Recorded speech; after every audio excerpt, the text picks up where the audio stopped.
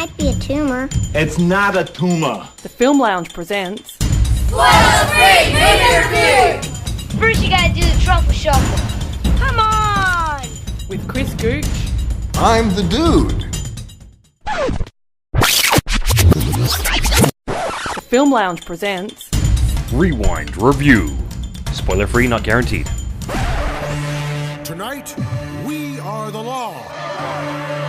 I am the law. With Batman vs Superman Dawn of Justice just under a week away, I thought I'd bust out a review of the story that Zack Snyder is about to pull apart like a cherry-picking ADD-riddled child in a sundae factory. The Dark Knight Returns.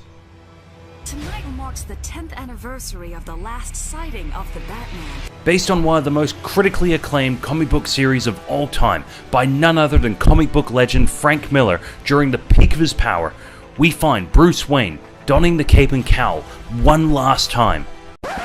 Providing you don't include the lackluster follow-ups, as he brings order to Gotham, unites the gangs, kills the Joker, and pisses off the American government to the point that Batman and Superman have the most epic throwdown to end all epic throwdowns. It doesn't matter. It's their world and they won't stand for you anymore. If it isn't me, it'll just be someone else. Really? Who do they send after you? Pretty well, actually. The designs both mimic Miller's style and improves on it visually for the animated medium, whilst the writers have done a brilliant job of fitting in all the necessary elements that make up this complex story, along with managing to tell the story that was quite often being narrated in the Dark Knight's head himself throughout the entire graphic novel.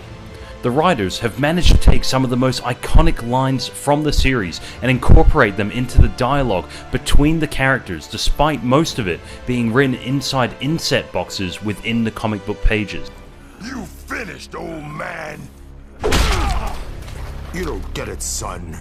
This isn't a mud hole.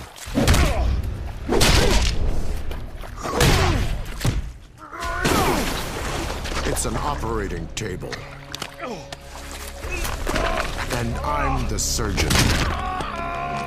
The DC Animation Studios have consistently produced high-quality animations built from some of DC's greatest stories. Just look at All-Star Superman and Batman Under the Red Hood.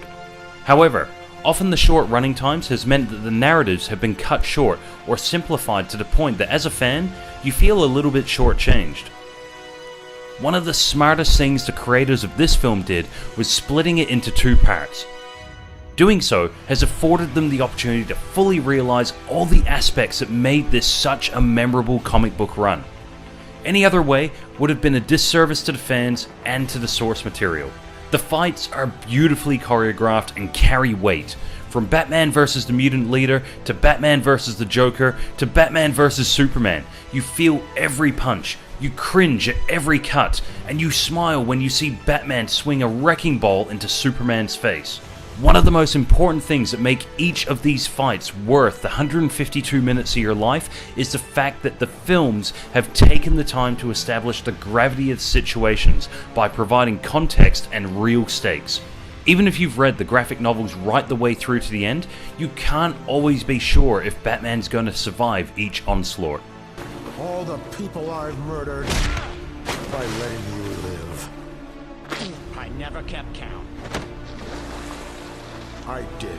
Although I'm sure some fans were hoping for veteran voice actor Kevin Conroy to reprise the role of the Dark Knight, I'm confident that almost all of them would be happy with the delivery of so many iconic lines from the original RoboCop, Peter Weller. His gravelly voice just adds such gravitas to each line he spits out as he teaches a young Carrie Kelly or reminds Clark that he was always the one man to beat him.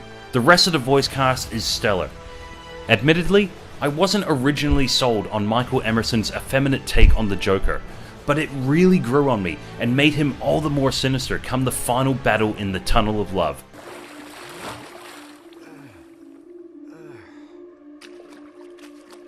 It's finally here, isn't it? The moment we both dreamed about. Director Jay Olivia, the man behind Justice League War, Flashpoint Paradox, and Batman Assault on Arkham does an amazing job of adapting the 224-page tome, and does not scrimp on the violence or any of the brutality that made the original graphic novel such a dark and brooding masterpiece. The series is lovingly adapted as closely to the original as humanly possible, which is great for a comic book fan, but does make some of the original references feel very dated today. However, that is honestly the closest thing I have to criticism for this adaptation. Overall, this is one for every Batman fan who has ever picked up a comic. The characters, the fight choreography, and the detail that has gone into this adaptation honestly makes me believe that this stellar two-parter will be better than Zack Snyder's attempt to shoehorn as many Dark Knight Returns references as possible into Batman vs Superman: Dawn of Justice, despite failing to have the proper groundwork to do such a story justice. Although in less than a week, we will know for sure. The Dark Knight Returns gets 4 3/4 stars out of 5. Or 4 3/4 cherry-picking Zack Snyders getting slapped upside the head by Frank motherfucking Miller. Is he dead?